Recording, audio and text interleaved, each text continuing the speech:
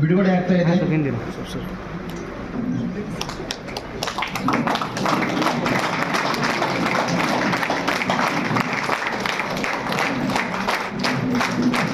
ಈ ಒಂದು ಅಂಚೆ ಲಕೋಟೆ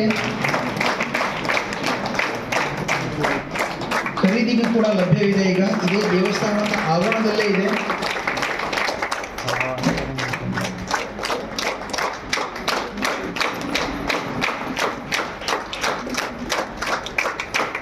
ಸೊ ಲಕೋಟೆಯ ಒಂದು ಭಾಗದಲ್ಲಿ